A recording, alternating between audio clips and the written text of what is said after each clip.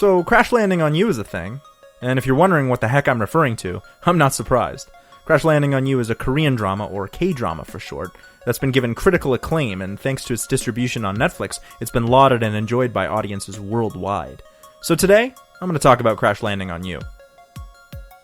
In case you were unaware, Netflix carries a large selection of K-dramas, which has come in handy for me as I'm attempting to broaden my understanding of media by watching more non-Western cinema and television. In case you're further unaware, Korean film has a rich history that goes back before the war that split the peninsula in half and reaches all the way back to the country's occupation by Japan. And yes, all of that history is important. Modern-day South Korea boasts some astounding filmmaking endeavors, such as the thought-provoking masterpiece Parasite from director Bong Joon-ho, which I cannot recommend enough. Just like in the West, as the big screen was developing, so was the small screen, and the result is the tremendously popular K-drama. A K-drama is just an all-encompassing term for a television series that's made in Korea in the Korean language. Now, I'm no expert in K-dramas, having only seen like 4 up until this point, although I suppose that's 4 more than most of my peers. But K-dramas have their own tropes and shorthand that is used to help audiences understand what's going on in the story. Although it is important to note that K-drama is not a genre of show, and therefore generalizing is dangerous. But there are a few things that you should be aware of if you're going to watch. Events and actions are often played to the point of borderline absurdity, especially in the comedies. The action is usually centered around character drama, which when done well offers real 3-dimensional characters and stories. There's a lot of product placement for food items and clothing, so the characters are dressed impossibly nice, and they're always eating and using top-of-the-line stuff. Shows are designed to be a single season long, so unlike Western television, which often suffers from a decline in writing as the show moves from season to season without a clear ending in sight, K-drama writers have the advantage of writing a nuanced story by knowing exactly how story beats and plot lines will play out from the very start. There's a strong emphasis on romance in K-drama, and whenever the lead romantic pair are on screen together, they usually have a song that plays that represents their love. And get ready to hear that song a lot, because you're going to hear it all the time. Like, all the time. If she trips and falls into his arms, hugging,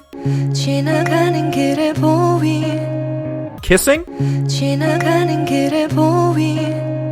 they look at each other for longer than 5 seconds. If one of them so much as sneezes within 10 feet of the other, all of these things have their pros and cons, but Crash Landing on You proves that this can all be done well, and I loved it.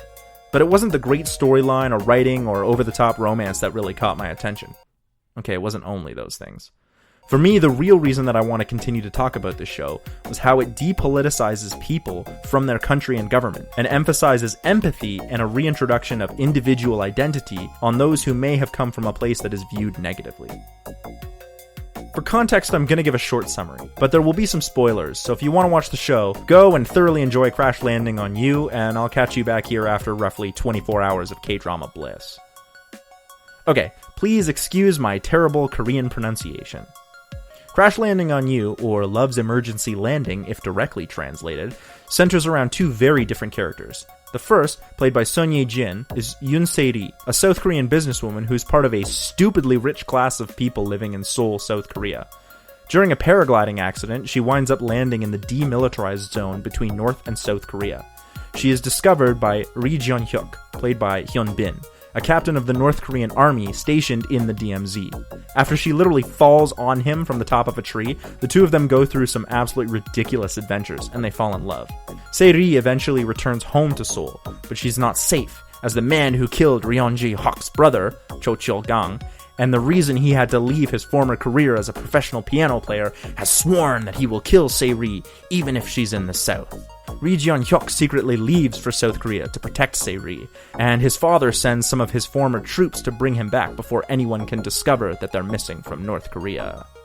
There is so much more ridiculousness than what I just expressed, and not just in the present, but also in an intricately weaved backstory for all the characters that's slowly revealed. There's a second romantic pair, and numerous side characters that are all extremely well developed. My favorite is this guy named Kim Joo-muk. He's a North Korean soldier obsessed with South Korean K-dramas. 따라가는 사람들은 만나는 거야. 아무리 먼 길 떠나도 결국 돌아오는 거야. So what does this soapy-sounding South Korean television show have to do with the depoliticization of individuals? Well, in case you've been living under a rock, North Korea has been seen as a wee bit of a problem in the geopolitical world, and that is putting it lightly. There have been numerous military escalations between North Korea and other countries, the threat of nuclear warheads, and constant claims of human rights violations in all shapes and sizes.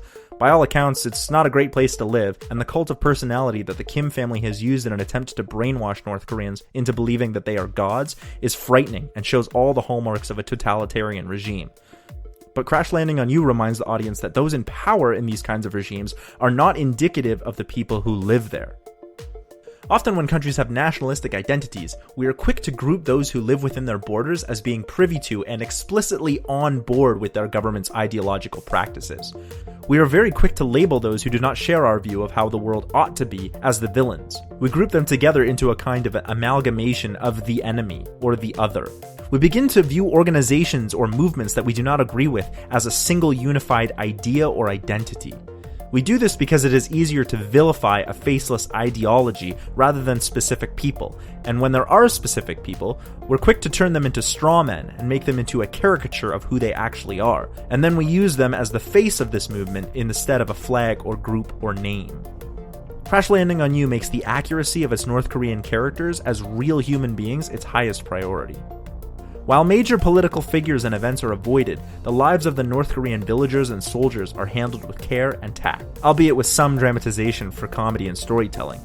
But North Korea, and by extension the North Koreans, are not bad people. They're just people. The show takes great pains to make sure that the characters from North Korea are shown as fully realized, with goals, fears, and flaws. The accuracy of how they live in regards to the food they eat, the clothes they wear, their lifestyle choices, the differences between people from Pyongyang that are high class and those from rural villages that are clearly lower class, and the way that these classes interact positively and negatively. It's astounding. Even the dialectical differences between North and South Korea were taken into account, although that might be lost on non-Korean speakers like it was on me. It is still a testament to the attention to detail that the cast and crew took into account. The villains of the show come from both North and South, and are motivated by personal ambition rather than nationalistic ideologies, which serves not only to depoliticize the characters, but it also makes for more interesting villains for story purposes. In fact, it could be argued that the real villain of the story, aside from Chochol Gang, is the divide between the Koreans who live in North and the Koreans who live in the South. And I phrased it this way to maintain the idea that they are both Korean people who just happen to be separated. And ultimately, that is what the story is about. Two lovers who are separated by the circumstance of where they were born in regards to two ideologically disparate countries with an agreed-upon imaginary line that neither can cross. No scene in the show depicts this better than the restaurant scene from episode 13. Yoon Se-ri, Ri Jong-hyuk, and his North Korean subordinates are sitting at a table enjoying fried chicken, which I found out is super popular in Korea. On the television in the restaurant, people are watching football or soccer. One of the North Koreans asks why the whole restaurant and even some of his fellow soldiers are so interested in a game of football, even if it is an international competition. But as soon as he's told that the match is between Korea and Japan, he is instantly intrigued.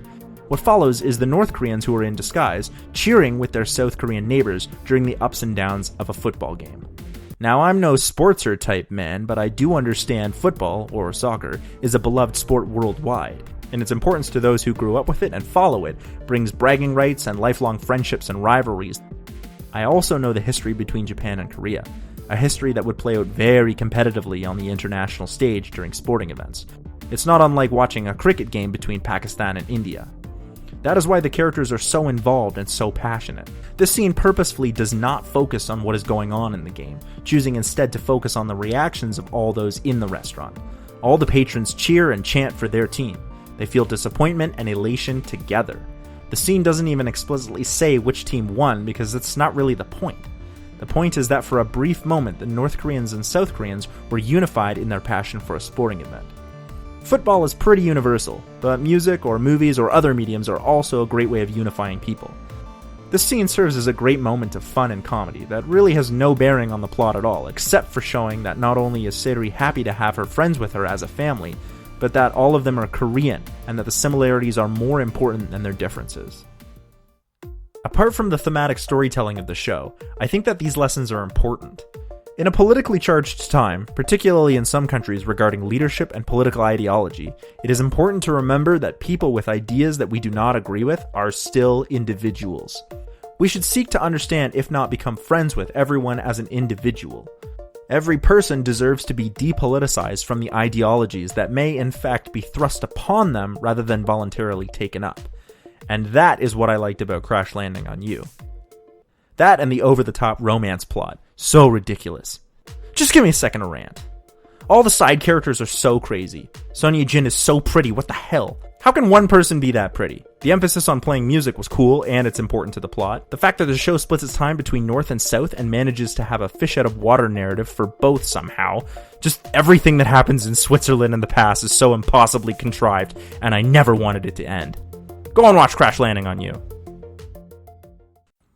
Hey, thanks for watching. If you enjoyed that video, why not give it a like, or maybe subscribe for more awesome videos from me and my friend Nate ranting about bad movies, or stick around for other rants from me, Janglez the Strange.